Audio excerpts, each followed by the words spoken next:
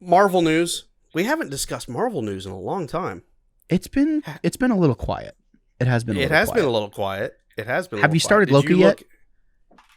No, I haven't.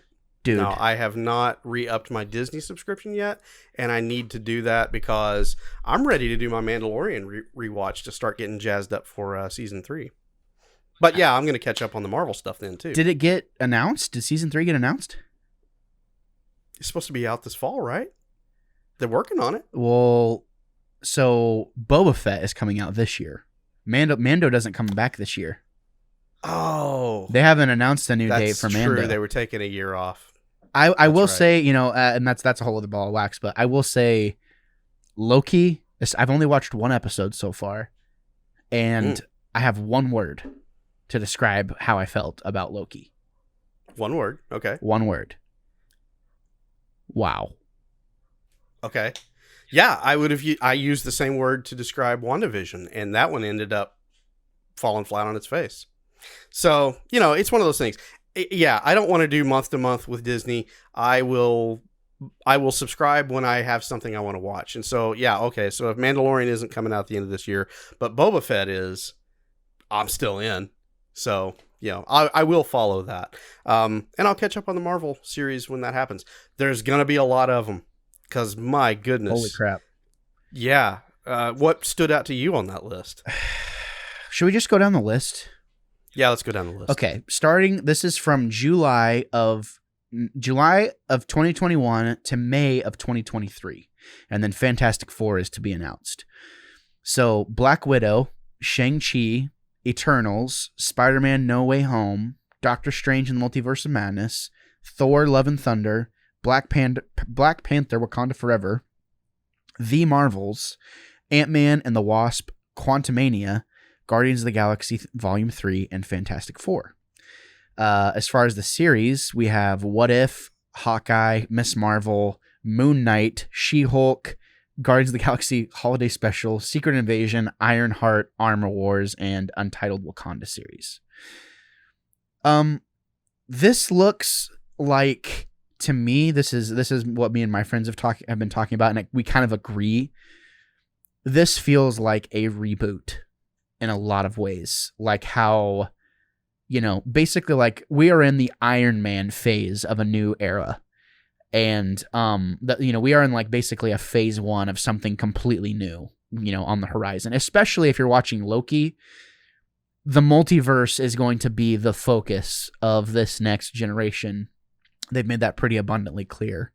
And just to know how it works, who the baddies are of the multiverse, why it's important, how it all connects to the bigger Marvel span, the Marvel universe in general, it is pretty cool. The biggest ones that stand out to me though, Doctor Strange. I loved the first Doctor Strange. I think it's highly underrated, and I think it's really good. I think Benedict Cumberbatch is awesome and definitely the right pick for that character.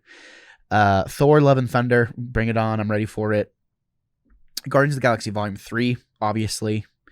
And I think that's good. They're putting that so late in the schedule. I think they're going to drop a big bomb in that movie, especially since that's, that is Batista's last movie as Drax the Destroyer.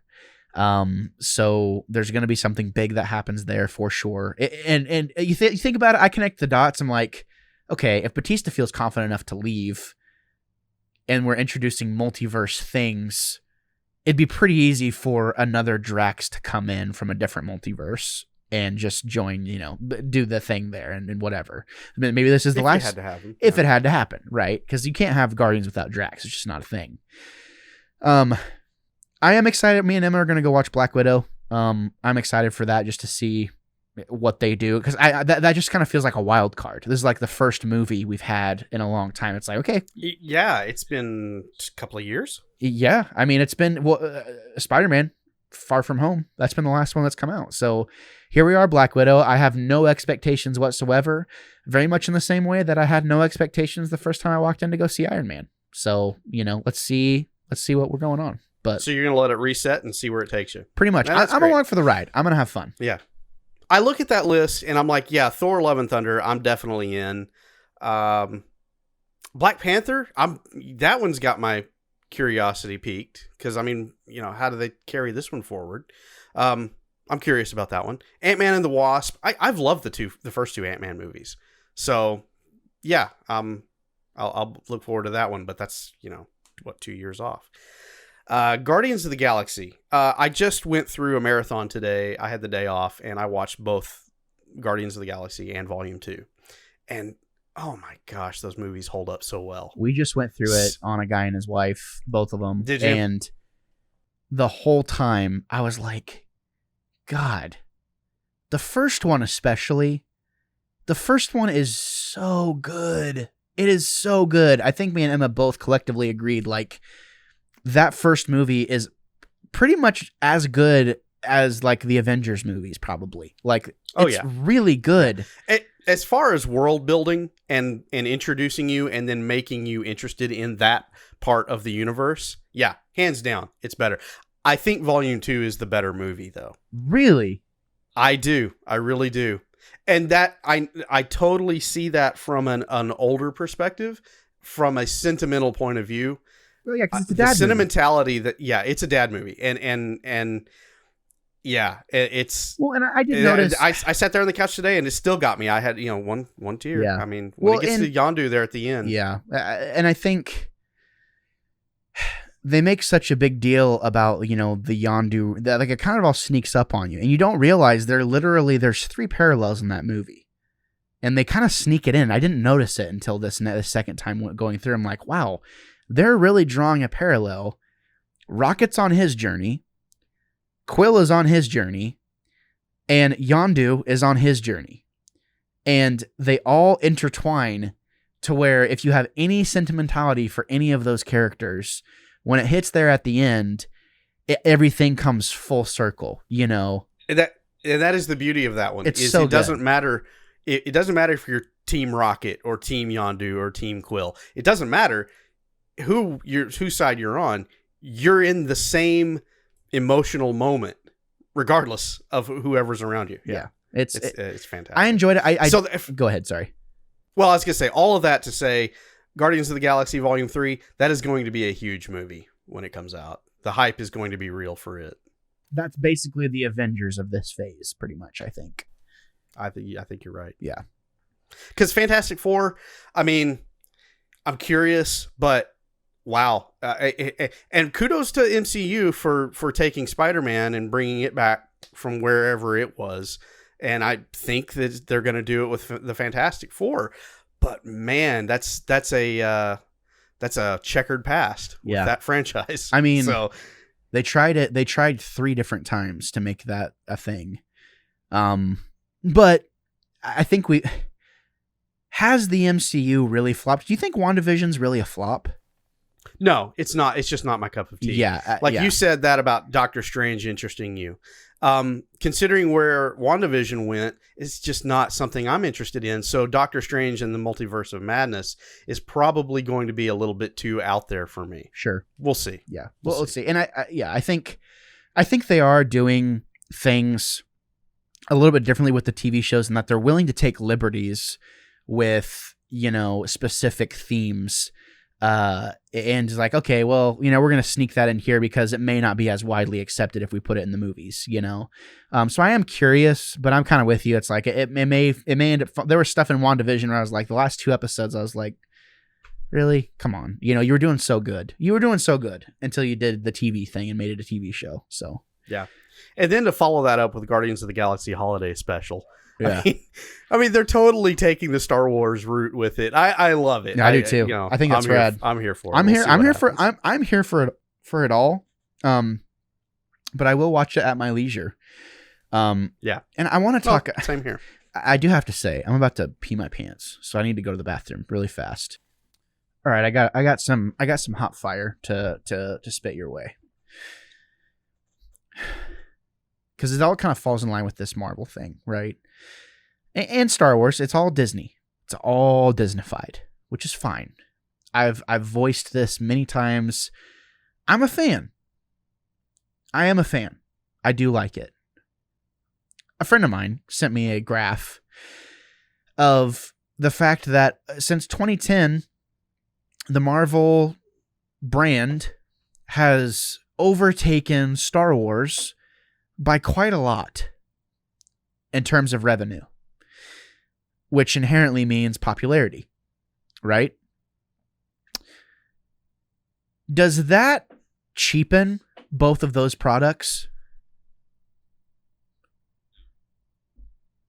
The fact that there's so much coming out all the time, Star Wars included. Star Wars is part of this. Does it devalue, or does it become, since it's more like, we were talking about this in the podcast over on the Collective, and it was like, is there such a thing as too much? No. Well, Think about it. I was gonna say, because I struggle. I've been thinking about this for weeks. I'm thinking of it in terms of Disney has to make money, and they have found something that works. Therefore, you're getting more of this thing. It's a good business model right now. And then, so my initial reaction is, no, it just means you're getting more and more content, and you're spending a lot of time in these universes.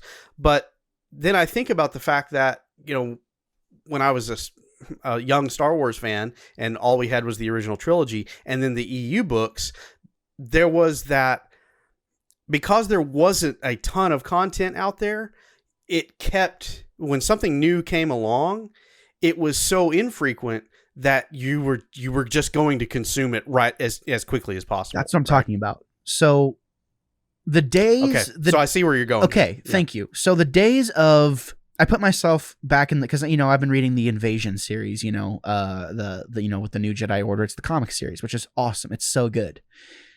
And I put myself back in that time period after the movies are done, right?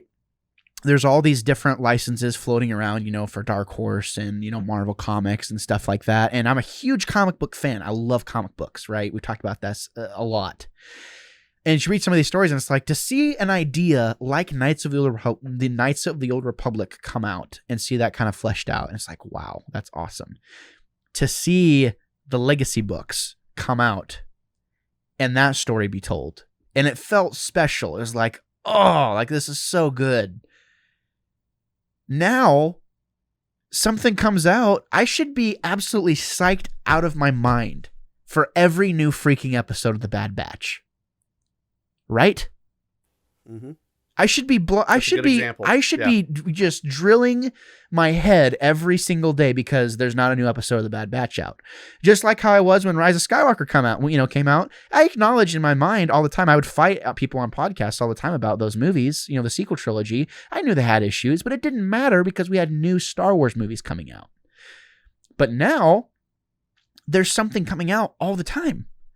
And if the idea is, oh, yeah, well, you can pick and choose what you want. It's like, that's fine. Okay. I miss the days where everyone consumed all of it. And then we could fight about it because we all knew what the freak we were talking about. Because now you run into this thing of, it's like, oh, X, Y, and Z problem. It's like, well, did you watch Rebels? Did you watch, blah, blah, blah, blah. And this is a bit, shout out to Mikey. Mikey's right. He's like, to keep up with it all, you have to consume it all. And it's like, dude, I don't want to watch every freaking episode of The Bad Batch to catch that minute detail that retcons X problem that happened 20 years ago. And it's frustrating. I'm sorry. It is frustrating at times. And I'm mad that I'm not excited for new Star Wars stuff. This is so funny to hear you because I have sensed that for a while myself, but I thought it was just my age and moving on and maybe branching out into other interests and just allowing that to happen. It's so funny to hear somebody like yourself that has been plugged in, but yeah, you have been pushing to consume this content as it's happening. And if it makes me tired, that's really interesting that it's making you tired. Yeah, I mean, because I still... You're, what, 15, 20 years my younger. So yeah. No, and so yeah, this begs the question: is Disney, are they crapping the bed? Because are they messing it up? So people are just going to start abandoning. That's kind of my thing. It's like, you're going to have people. What's the landscape going to look like in 3 or 4 years after all these shows have come out? Am I going to watch Ahsoka? Absolutely. That looks incredible. Do I like Rebels? I do like Rebels. I think it's highly, highly overrated. Highly. I enjoyed my watch through. I enjoyed the Clone Wars, but to hear everyone saying like how great it is, and like, granted, there was a time period where we were trying to push through it and watch it, and the kick in the pants for me was like, oh, we're gonna podcast about this. This is gonna be great, and I don't think it would have changed or skewed my view either way. I think I would have felt the same way about both of those series. I'm not saying they're bad. Listeners, I'm not saying it's bad. That's not what I'm saying. I'm just saying I feel like there's just such an imbalance of hype, whenever it comes to anything Star Wars. It's like, oh my God, you haven't played Jedi Fallen Order yet? It's like, no, because I don't think it's as good as other games. Like, I can't get into it. Like, but see, here's the thing. I feel like what the point that you and I are missing in this is that for you and I, yeah, Star Wars is awesome, and we will follow it for as much as we can. MCU is awesome. We'll follow it as much as we can. But there are other things that we spend our time and give our attention.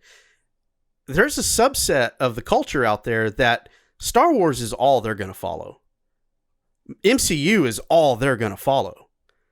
And so for them, this is a boon time for them. Yeah, that is true. And, it makes you wonder. It's like, God, I love these things, but how big of a fan, like the idea of being a fan of something. It's like, well, am I really not that big of a fan? Don't fall into that trap, my friend. Right? Because I still can talk. Hey, let me show you something. I'm going to get up from the camera here. Okay. I'm going to show you something. Ethan Maestro getting up from the camera to pick up God knows what. Who knows what he's doing over there. I'm just, trying to vamp. I'm just vamping away. He's laughing. He's giggling. Okay. So here's the thing. You've heard me decry Star Wars many times. I'm done with Star Wars. You've heard me say that. I haven't really meant it because Mandalorian. I picked up Mando 3 3/4. I walked through Walmart. I saw on the shelf just the other day IG-11 from Mandalorian. I'm a Star Wars fan. I'm a huge Mandalorian fan. I'm a Star Wars fan. And I still buy those things that interest me. I don't buy everything, but I consider myself a fan because I'm still spending a little money, a little cash that I want to spend on something for my fandom. So I think we're at a point now where we have to say the degree that you're interested in anything doesn't mean that you're not. That you have to hit a certain level to say you're interested. Right. In that thing. And the fact that you may not have kept up with whatever, I hate to break it to you, ladies and gentlemen, just because you have consumed more content than someone does not mean that you are just a bigger fan of that thing. That's not really a thing.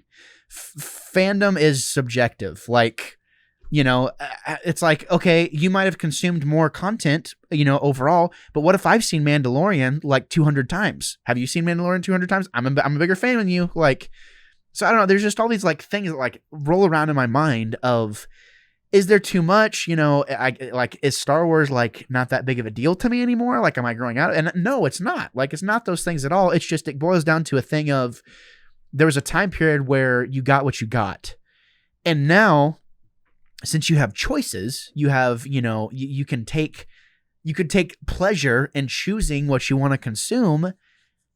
It's a really weird thing. It's super bottom weird. line, and here is our show PSA, folks. So take this away from this conversation. Don't let the mouse tell you how to spend your time.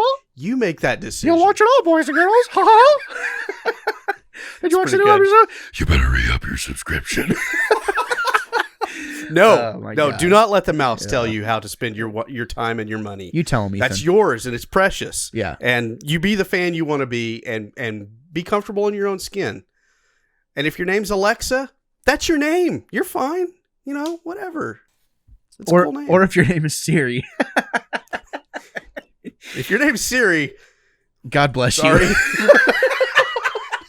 If your name is Siri, God bless you. Oh God. Okay, I'm done with my rant. Right. And this kind of came from like we just did Phantom Menace over on the Collective, at this time, and I was listening to that episode and I was like, really doing a lot of thinking just about Disney Plus in general and being like, wow, they are literally doing, and shout out to Disney Plus. for literally doing the Netflix thing, but literally having banger content. Nothing misses on Disney Plus. Nothing has missed. There has been portions of that content, whether it be WandaVision or Captain, I almost said Captain Falcon, Falcon and the Winter Soldier, whatever, that has been so good. The first episode of Loki, I was like, wow, this is so cool. This is so good. Like, it's awesome. It's so good. And I'm excited. I'm excited for more. And it means enough to me to have the convenience to be like, you know what? I'll stay subscribed. Sure, whatever. Because what is it? $8, $5, $6, something like that? Yeah, it's cheap. It's not that much. So to me, it's like, sure, I'll stay subbed. But I'm done with my rant. I'm done with my soapbox. Okay. No, good rant. Can we move on? Please. Let's move on. All right. You hear that? That's my ice. That's your ice, yeah.